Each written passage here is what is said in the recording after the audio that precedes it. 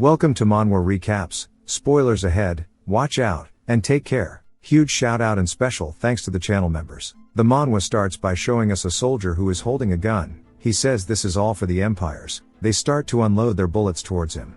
He says that he needs to get rid of those enemies who pose a threat to the emperor and the empire's people, and there is no other reason for the existence of the Imperial Guard.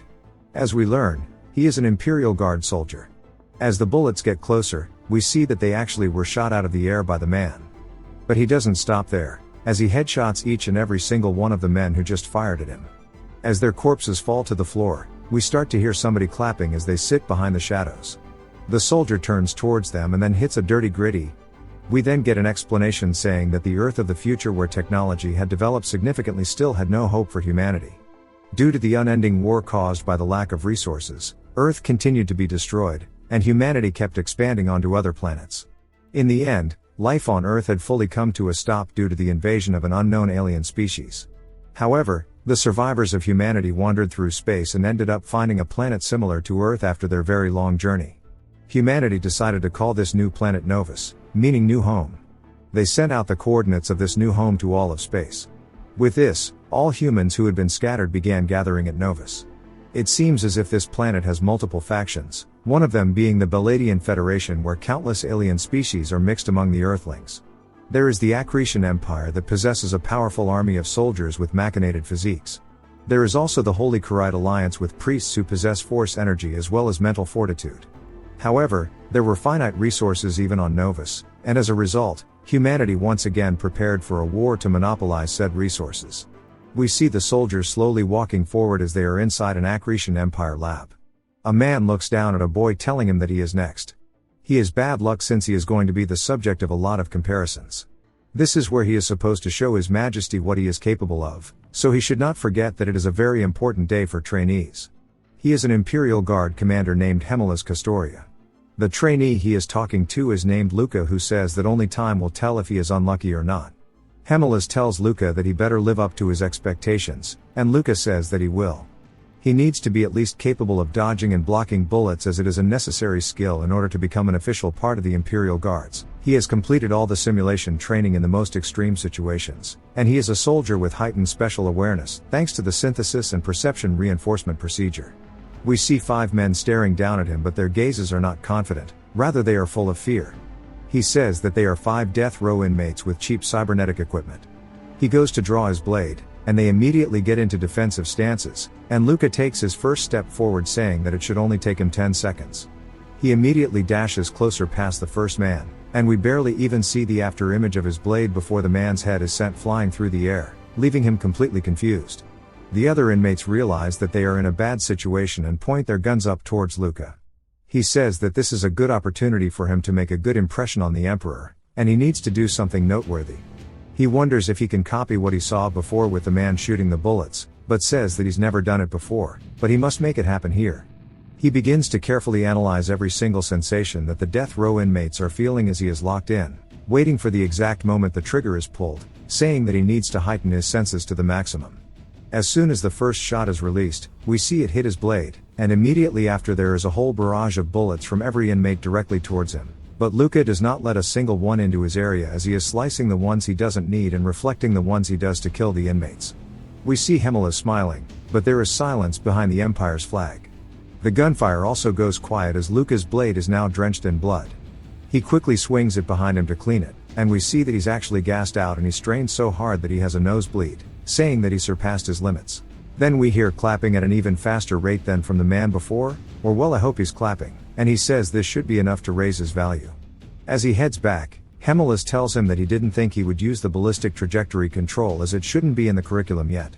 Luca says that he only copied the guy who went in before him, and Hemilas says that guy was a family member of a renowned household, so he was already taught that in advance, and he's different from somebody like Luca who was from an orphanage, and he would like to give him a gift. Luca asks what it is, only for Hemilas to forcefully open his eyelids, and what follows next makes all the trainees hella anxious as we hear the sound of something being crushed. We see Hemilas smiling and laughing, saying that he's surprised Luca isn't even fazed at all as we see he has crushed his eyeball in his hand. He says that he must have done great on training his pain tolerance and that he likes him. Luca tells him that he's glad as it was an eye he would have taken out eventually anyways, and he would like to request for an eye that has the feature to predict trajectories. We see the soldier from before staring at him curiously, and then immediately they introduce themselves saying they are number 12, and their name is Ali. He says that he wanted to talk to Luca. We see Luca just staring at him confused, and Ali wonders if that was maybe too sudden, but Luca tells him to come in anyways. As he heads in, he tells him that he was really impressed, and Luca says he's in the wrong if he plans to exchange praises. Luca says that he can just tell from Ali's aura that he's the son of a famous noble household, which we learn is the Karthika household. Logically speaking, there is no need for him to be aggressive to somebody from a noble household, and he guesses that it can be chalked up to envy because he is a bit jealous, so he decides to just act like it's due to him being tired. Ali then stretches his hand out saying he wants to give him this and it will decrease his focus, so he can rest better, and we see a blue pill. Luca tells him he doesn't need it, and Ali says that he won't be able to train well tomorrow if he doesn't get a good night's sleep, so he should be well aware that mental fortitude can't carry him through everything. Luca immediately eats the pill saying it's different than those knockoffs made in the street, and he says that he only copied Ali since his movements were good. Ali points at his eye saying he has a mechanical eye for combat, so it's not hard to calculate trajectory, and his actions were much more impressive since he pulled it off with raw instincts, and it seemed like the commander took notice of him being an irregular, and he assumes that's why he's gifting him a mechanical eye out of his own pocket. Luca says that he just tried really hard throughout the training as nobility is excellence while the lower classes are powerless, and he can't let go of a rare opportunity like this as a lower class citizen from the slums. Ali looks like he has a lot on his mind and quotes him saying that nobility is excellence and that while he may have passed the selection process, surely he knows there are guys who failed it and that there are people who paid money to manipulate the results. Luca asks if that's possible. Ali says there's no proof, but it's something he strongly believes in, and those like him without any support have never failed the advanced soldier cultivation process because it means that he made it here with his raw skill. Luca didn't expect to hear a noble tell him all of this as he's never heard of a noble, and he wonders what he's really trying to say. Ali then sticks his hand out saying that he thinks people like him are the ones who should succeed, and he'll be cheering him on. Luca shakes his hand saying that he plans on it as this is all for the sake of the Empire. He begins to release a very devoted aura, whereas Ali's face looks a lot more sad. This story follows the chronicles of a boy being raised as a military weapon in the tyrannical empire of Akretian. It jumps to both of them at the shooting range. As Luca stares down at his target, he raises his gun, and we see that he actually has a new eye. The new eye seems to be doing some type of calculations, and then he fires his gun after his eyes seem to have calibrated. And when he moves the target dummy up to get a better look, we see that he only hit it straight in the forehead. Ali is surprised that he managed to shoot all the targets square in the head, saying he guesses the top student really is a different breed. And he asks if he's already getting used to the eye that got transplanted, saying it sure is unfair that he's good with the gun when he specializes in close combat. Luca tells him that it's only natural that members of the guards are good with all types of weapons. Also, he doesn't want to hear this from someone who managed to shoot every shot through the same hole. Ali laughs, saying it just so happens that his specialty is with guns. Luca says if he continues being so nonchalant, he'll eventually surpass him. Ali says he'll welcome it when it happens, and just like he said before, he's always rooting for him, as the Empire needs more people like him. The value of ability and talent is being diluted in the Empire, and as long as one has status and power, even the powerless can become talented. However, if more naturally talented irregulars like Luca start to appear, surely all the folks around will be able to tell the difference between those who are talented and those who are not. Luca starts to seem a bit offended, saying it sounds like he's criticizing the Empire right now, and if he were to report exactly what he said to headquarters, even he would not be able to get by with it. Ali smiles and then walks away, saying if he was really going to do that, he wouldn't have told him in the first place, and he's already aware that he's a good person, and thanks him for worrying about him. As Luca readies his gun for another shot, he calls him annoying. We get a 2-year time skip, as we are now in the 3rd quarter of training. Hemelas is telling them all that both Luca and Ali will act as platoon leaders in this training, and if any trainee has an issue, they need to stand up and leave. Nobody does so, and he says that he'll continue on with what he was saying.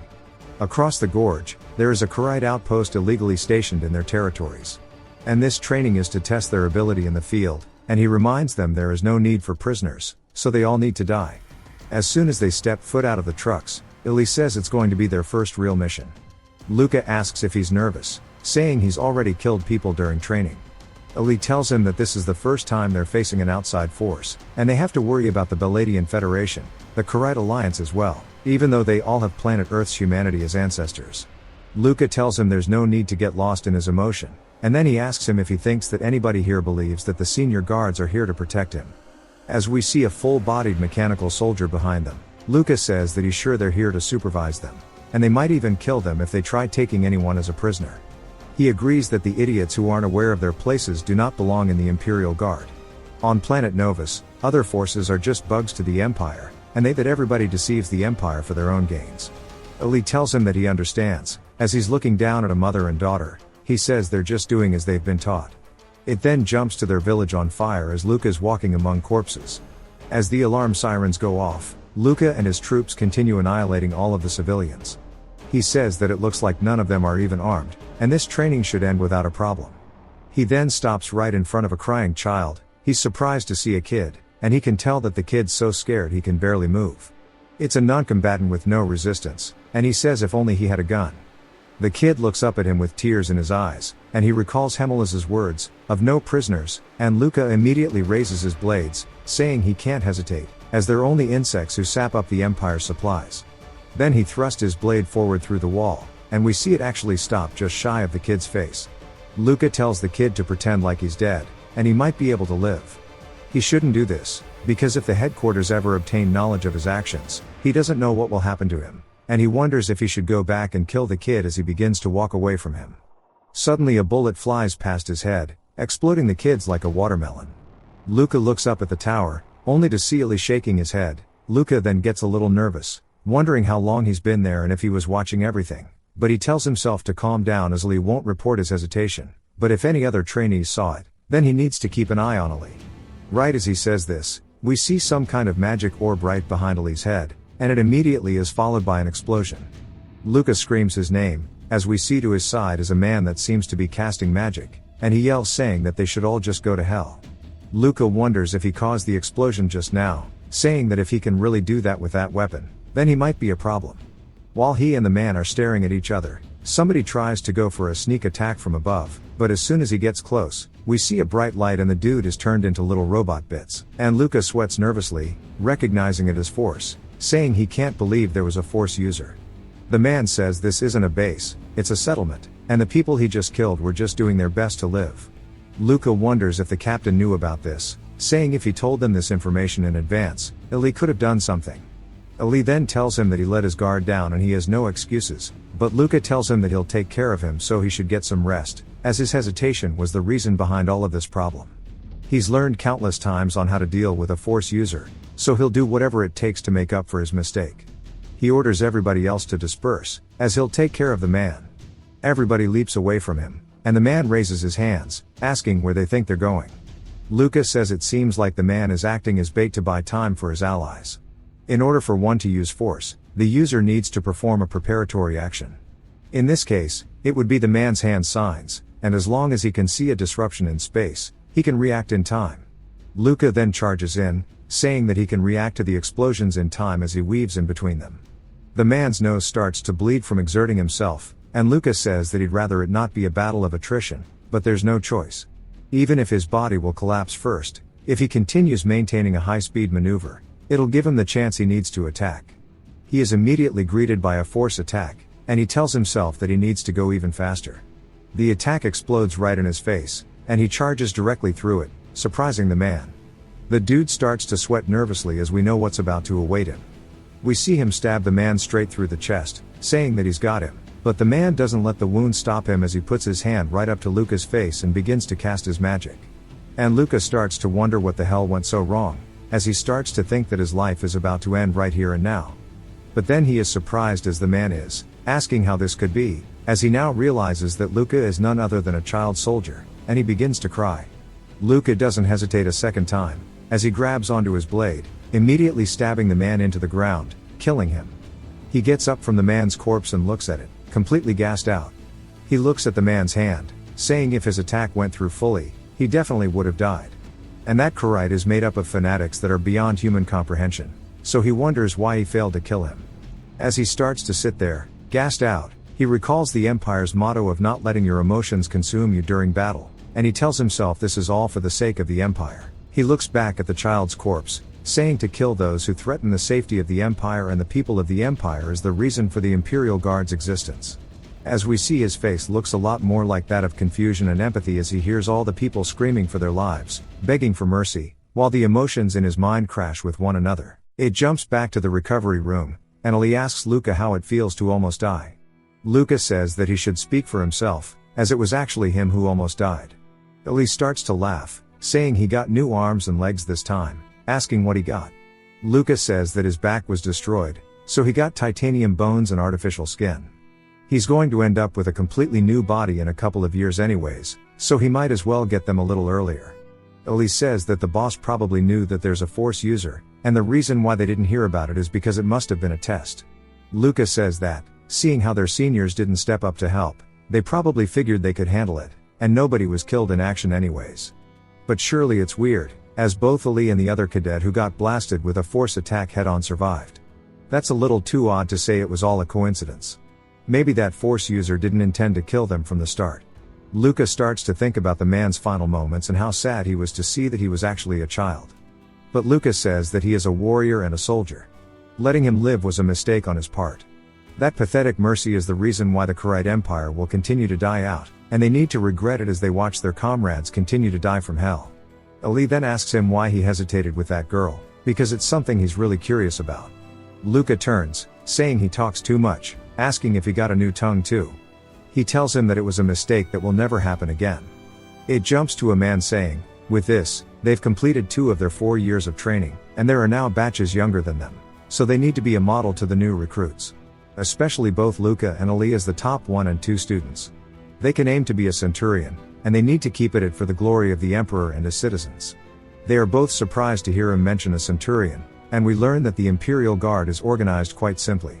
There are 1,000 guardsmen consisting of 10 centuries, all commanded by a chief centurion. The commander of the guards, the chief centurion, is Hemelis. He is also the centurion of the 1st century. And cadets like Luca, after finishing a full body mechanization, are generally assigned to the lowest ranking century, the 10th century. If he becomes the centurion of his group, he can make it big. It jumps once more to an arena as Ali and Luca are fighting. Ali rears his fist back, coming in for a punch, and Luca deflects it. He then tries a kick that gets deflected, and Luca returns with a punch, but Ali blocks it while pushing forward with a spinning back elbow that Luca blocks. Ali then quickly follows it up with a kick that gets ducked under. Luca says he got way stronger with his new arm, but it's still not good enough as he kicks forward, aiming directly for Ali's leg, toppling him over. And as he begins to fall, he looks up, only to see Luca coming in with his punch. But right as he gets to his face, it stops just shy, and Luca says that makes 124 rounds and 124 wins. As they're looking at the starry sky, Ali says he thought he'd finally win. Luca tells him that if getting new parts was all there was to getting stronger, what would be the use of training? Ali says it looks like he became even more rigid after that speech, and the centurion thing seems to have impacted him a lot. Luca says of course, if he has experience serving as an Imperial Guard, he'd be welcomed anywhere. Ali tells him that he's already in a position where his birth no longer matters, asking him why he doesn't relax. Luca says unlike him, he has no place to return to, and he has to keep climbing or it's over. Luca tells him that he has talent but he lacks drive, asking why he wants to become a guardsman anyways. Ali asks if it really looks that way to him, saying he wants to be a scholar and archaeologist because he wants to study the ancient arcane civilization. Luca then asks why he doesn't do it if he wants to. Ali says it's been banned in the Empire for an individual to study the arcane civilization. Besides, his house has already produced multiple generals, and they would never allow him to be anything else. Luca asks if he's saying he's sad because he can't do what he wants, telling him that he's spoiled, as there are countless people in the slums who aren't guaranteed to live another day, and plenty are even thankful to have something to eat. Ali says he thought he'd say that, but the way he sees it is, he just told his friend a secret of his. Luca says that someone may interpret that as criticism of the Empire, and he'll be ruined if someone reports it. Ali says that he won't do that, just like how he kept his secret. Luca says that he only hesitated because his opponent was a non-combatant. Even if it wasn't for him, he would have gone back for the kill, as he is loyal to the Empire and the Emperor for seeing his talents. So the enemy of the Empire are his enemies too, and that Ali is no exception to that rule. Ali starts to laugh and jumps off their little platform, calling him a liar, saying, If his true allegiance to the Empire surpassed simple loyalty, he would have already tried to kill him. He tells Luca not to push himself too hard. Luca can't help but call him an idiot, saying he's going to die if he keeps that up. It jumps another year, and they are now doing a reconnaissance mission in an uninhabited neutral zone. We hear Elise saying that this is an arcane site, and there is an energy response despite it being millions of years old. His eyes are shining with pure curiosity, and he asks Luca if he thinks it's cool, saying that there are civilizations that explored the stars before humans even existed. Luca says that he's drawn a line, but Elise doesn't hesitate to cross them, and he tells them not to get careless, as this reconnaissance mission is part of their training. If they meet another force while they are out here, it's going to be a fight. Elise tells them that even if they can't beat them, he's sure that someone from the guards will help them. Then someone steps forward, saying that the present exists because of the past, and that record allows them to predict the future. He says if you think of it that way, it makes sense that so many people are interested in, and we are introduced to a man named Claude Ramones.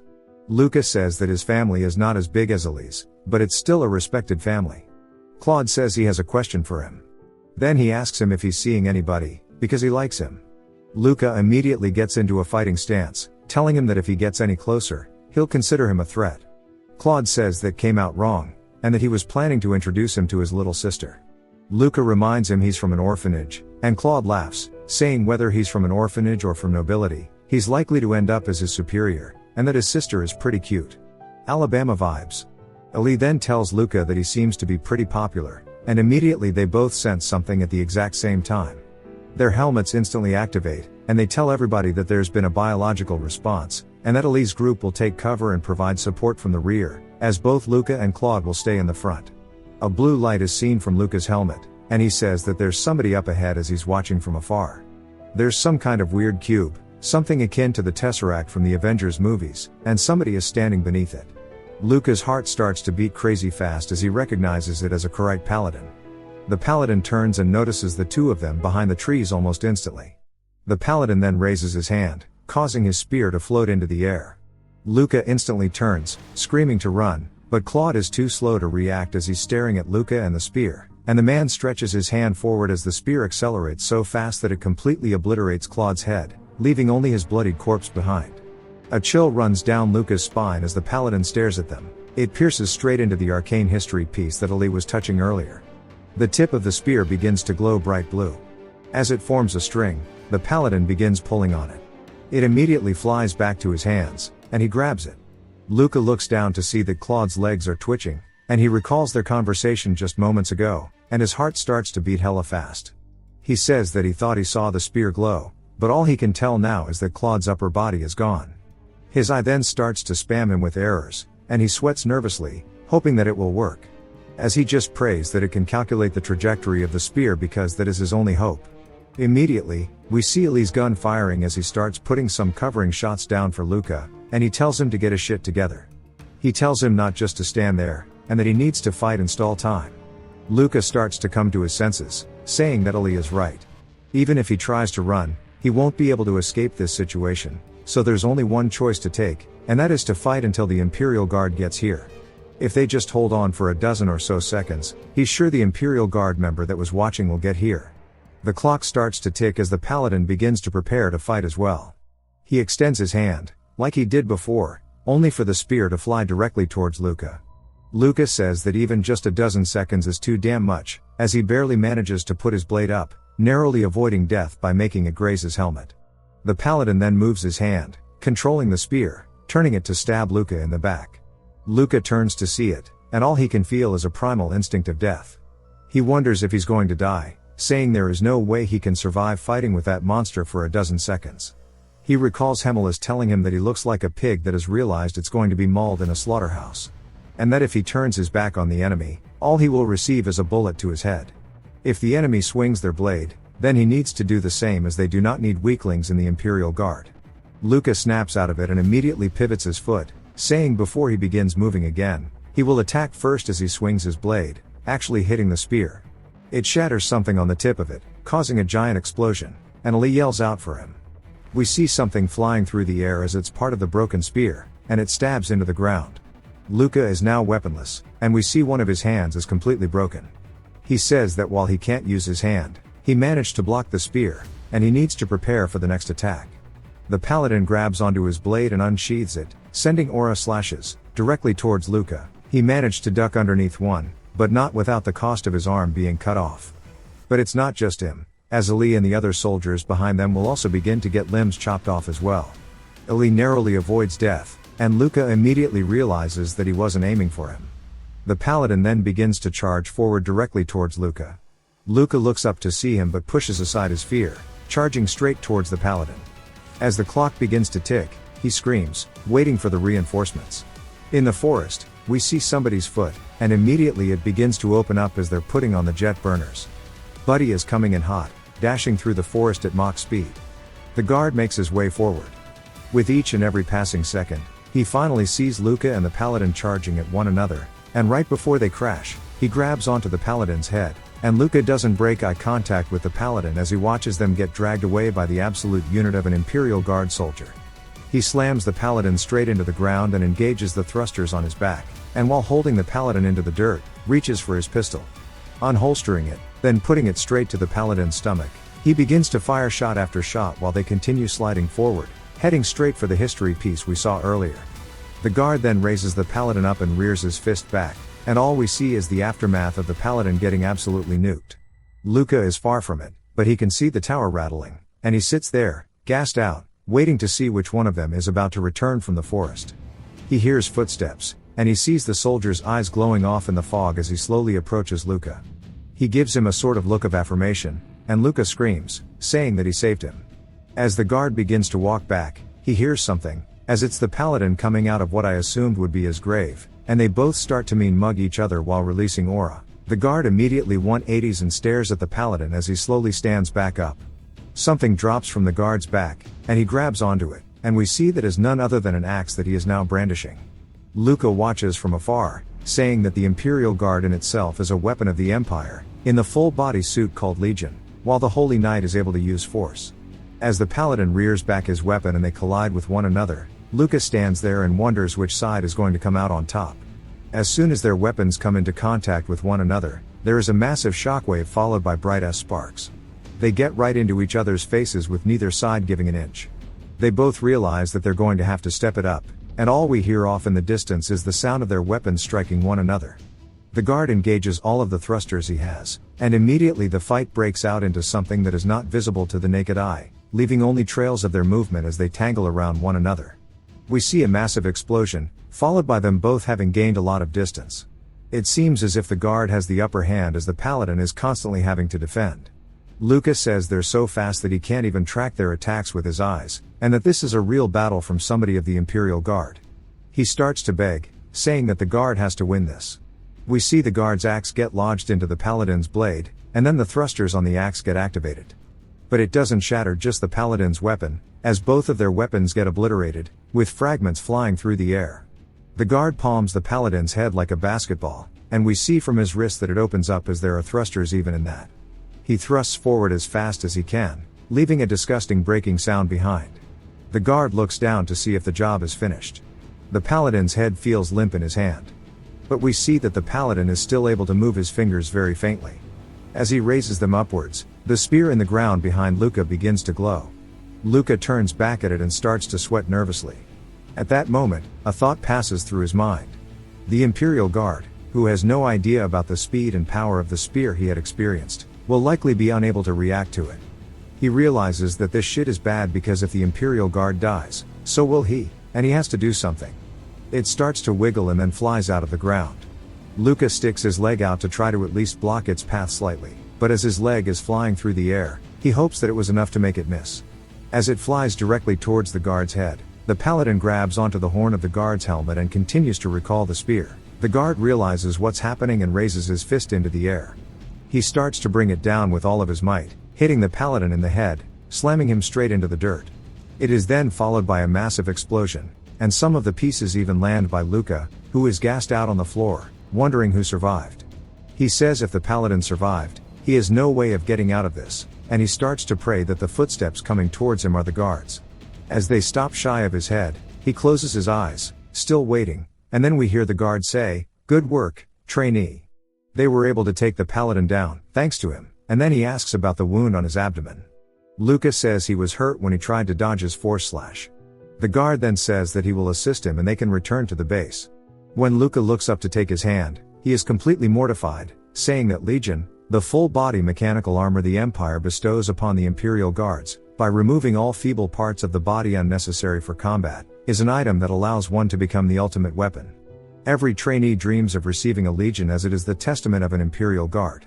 However, what lied before him was a fate that he was not willing to accept, as the guard has no head, and he says that he is alive, yet he does not have a brain, and he asks the guard if he is a machine or a human.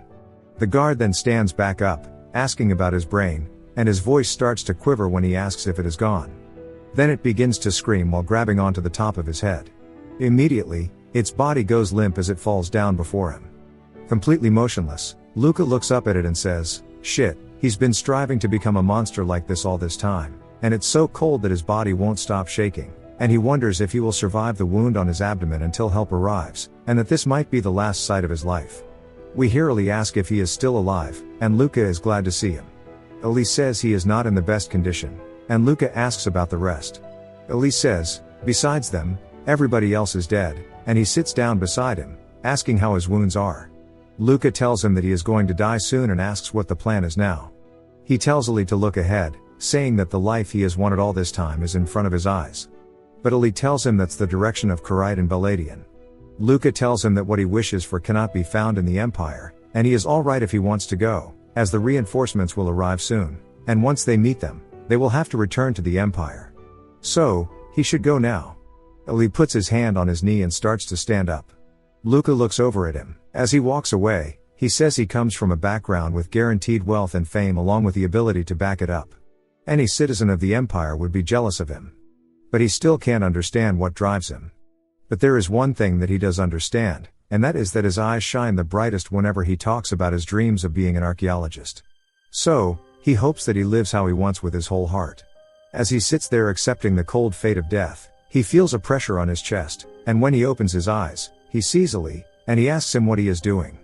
Ali says, seeing him act like that made him worried that he might actually die, and there is no way he will be able to live guilt-free if he dies like this. And Luca sighs, calling him an idiot. It jumps to Luca reading some kind of comic book. His eyes look really devoid of emotion, as if he is really wondering if this type of lifestyle is worth it.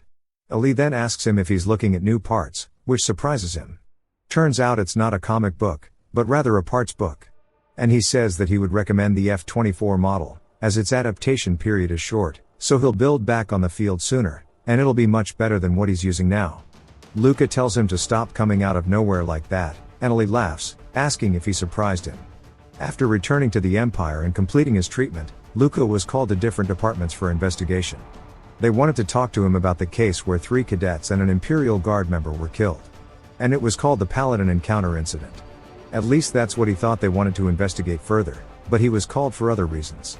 Ali asked if he heard, saying it seems like an artifact was found at the site they went to. There are plenty of arguments as to who has ownership of it. Luca says that now he understands that the floating cube was the reason behind all of this, and he asks Ali who's collecting it. Ali says that he heard that they're making a retrieval team that only has specialists for such purposes. If the Holy Alliance refuses to give up the historic site and artifact, it's likely that a huge war will outbreak. The battle between the two empires will occur. If the Empire were to go to battle against the Holy Empire, the Baladian would profit just by watching them fight. That's why so many smaller scale battles were taking place where they could tolerate the losses. Luca says he could not care less for politics, and he just wants to take orders and fight, as that's what members of the Imperial Guard are supposed to do. Then he thinks about the Imperial Guard soldier that he saw, and when he was reporting about one of the members who got his head blown off, Hemelis told him that it was just a phantom phenomenon caused by residual signals. Luca wonders if that's really the case, but says no, as he reacted to his words even after he died, and that was no phenomenon. There were still so many questions that he had left that could not be answered.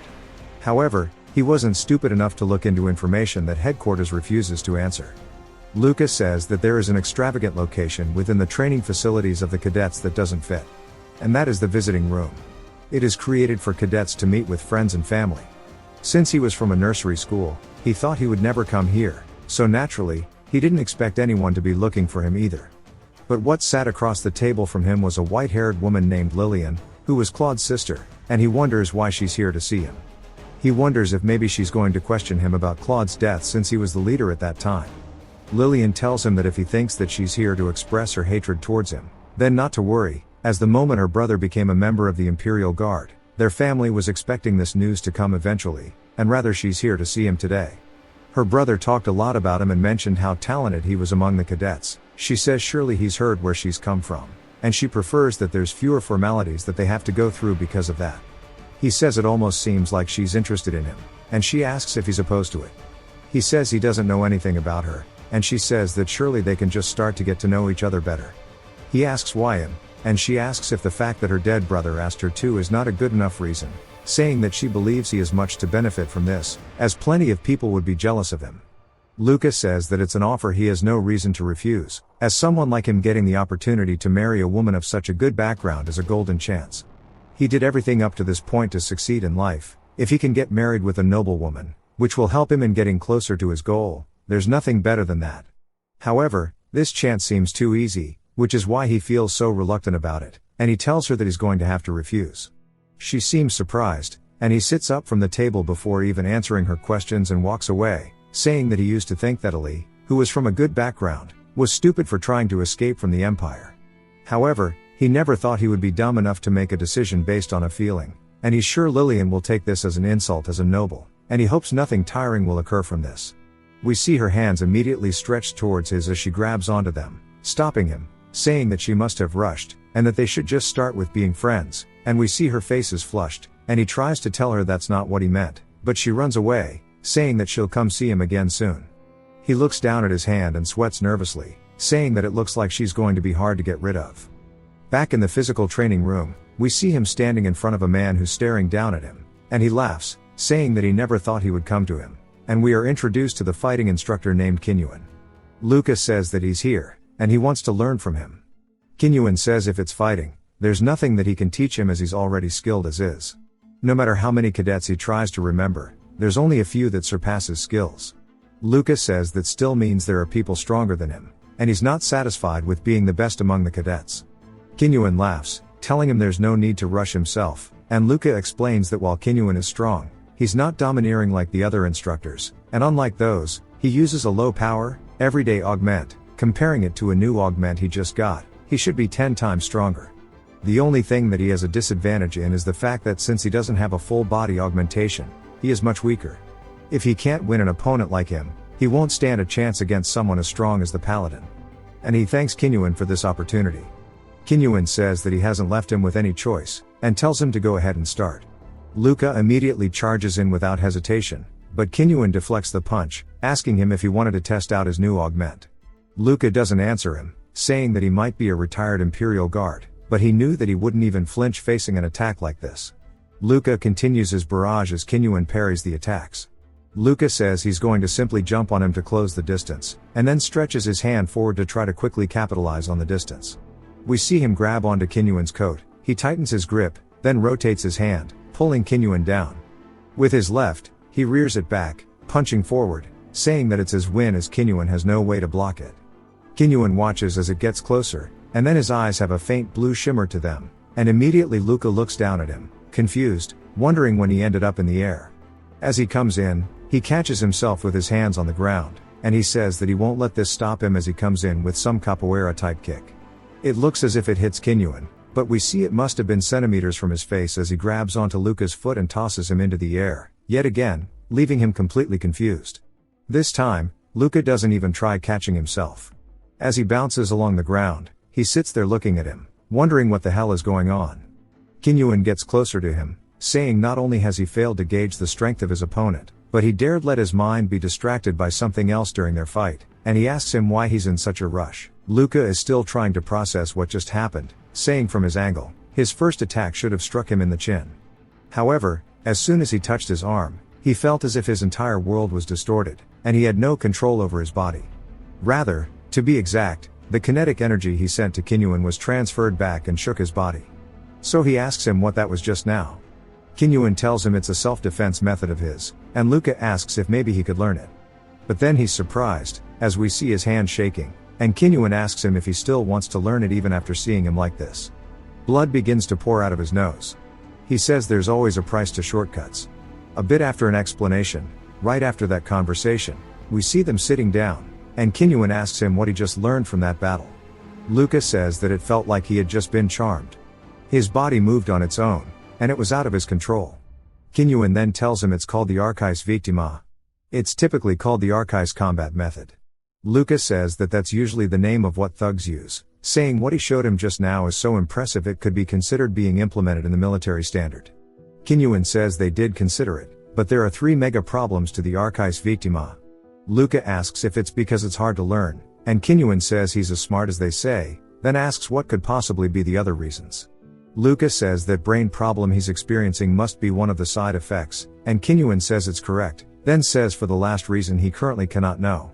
Luca says if he can get stronger he's willing to take on such a risk, but Kinyuan says that it's not for him to decide as he's already an asset of the Empire, asking if he knows how much money has been poured into him. Luca gets up trying to change his mind, but Kinyuan tells him to answer him this then. While using the Archais combat method, it will eventually cause problems in the brain, asking if he swears he'll stop using it as soon as it causes him problems. Luca says that he'll know even if he lies, and he says that he can't swear by it, but he will try his best not to use it. Kinyuan smiles and immediately walks over, putting his hand on his shoulder, telling him that he likes his honesty. He then puts his foot under his and pushes him to the side, knocking him to the ground, saying from now on always anticipate an attack from him, that way he'll be ready for any situation. Luca asks if that means what he thinks it does, and Kinyuan tells him to get up, saying he likes fast learners. Sometime later, we see Lee asking him if he is getting enough sleep, as there are dark circles under his eyes. Luca tells him that he's just been busy, and we learn it's been enough since that last sparring session. Kinyuan says that if he doesn't have the eyes to learn it from watching, then he won't get it even if he tells him. He hasn't particularly taught him anything, and he just wanted him to observe and learn on his own. The Archais combat method was vastly different from what he had learned. Most combat methods focus on learning a specific skill and honing it, but the Archais combat method seeks to make the most out of the skills he has. As in, it is a superior combat algorithm that uses all the weapons in his arsenal to create the most efficient fighting method in seconds. It is a wave utilizing the mind. He then asks Ali how his mission is, and Ali says it was boring, and he was just getting rid of a malfunctioning android. All the recent missions he's been receiving have been like this, and it's complete child's play. Luca says that the Holy Alliance must be careful because of the incident last time. And that is also why the Chief Centurion probably hasn't been around.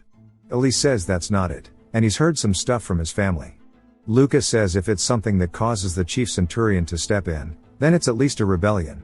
Ali says that it actually is, and he doesn't have the details, but a group of people have plotted to cause one. Luca stares at him for a second and then turns back, saying they're at war with the Holy Alliance, and now some idiot wants to start a civil war, and he grits his teeth, calling them stupid.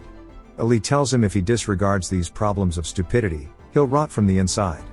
Luca immediately pushes him against the wall and raises his fist up, saying that he warned him, and that he can overlook him wanting to leave the Empire, but if he wishes to be an enemy, he can't leave him be. Ali tells him that he also passed the aptitude test for being an Imperial Guard. He just thought the notion would be important for the future, telling Luca to calm down. Luca tells him not to make statements that could incite suspicion, as he doesn't want to see his name on the rebel list. Ali says that he knows, and he's only saying this in front of him, and he tells him to lighten up, saying he'll treat him to some food this weekend. Luca tells him that he already has plans and he shouldn't talk to him as he's irritating. As he goes to leave, Ali asks if maybe he has plans with the girl, but Luca asks him why he's not just leaving already. We then get a change of scenery as we are brought to the city, specifically the lower sector. Kinyuan then says it's been a while, and it's a familiar place for the two of them as they are both from the slums. Luca says the day he became a trainee, he had thought he'd never come to see the lower sector again, and he didn't want to breathe in the same air as these idiots. Kinyuan says that he is the type to climb high, and we see Luca looking around, saying he didn't expect him to bring him here when he told him to make plans. The air of the lower sector is foul. The city is powered by thermal energy from the magma that lies under it, and all of the unfiltered waste and heat is released into the lower sector. In his younger days, back when he was breathing in this air all the time, it felt like he needed to get out, or he'd stay a loser his whole life. Just thinking about it starts to piss him off, and Kinyuan tells him to follow him. As they make their way into an alley, they turn the corner to see a market. Luca asks if it's a black market, and Kinyuan asks if it's his first time here. Luca says there were quite a few kids that never came back after visiting this place out of curiosity. He starts thinking about how knowledgeable Kinyuan is when it comes to the layout of the lower sector. It seems that someone who's been an Imperial Guard for decades knows this place better than he does. He also ordered him to use prosthetic arms and legs with low energy output on this trip, and he wonders what exactly he's planning. Kinyuan then tells him to get ready. As they make their way towards a door guarded by two men, one of them says that the spectator entrance is the other way. Kinyuan says that he really needs to speak to the supervisor of the establishment, and one of them asks if he knows their boss, Olaf. Kinyuan says not really, and he just wanted to see him. The guy immediately draws the gun and points it at his head, and Kinyuan smiles. Before the man can even react, Luca latches onto the dude hitting him with some weird grapple, and they fall to the floor. When his partner draws his gun, Luca points the gun at him, telling him not to move while restraining the other one. The guy raises his hands, and Kinyuan says that he seems to understand the situation now, asking if he could bring them to Olaf now. We see both their guns on the floor as they are getting dragged into the staff on the entrance. Luca asks Kinyuan what he would have done if he wasn't fast enough, and Kinyuan says that he would have searched for another way. Luca then asks what's the deal with this place, and Kinyuan says it's the hottest place in the whole empire. Luca asks what that means, and Kinyuan starts to laugh, telling him that this place is the Coliseum. If you've watched till the end, comment, Vigil, to let me know. Subscribe for more videos like this, leave a like or a comment to help the channel out. Thanks for watching.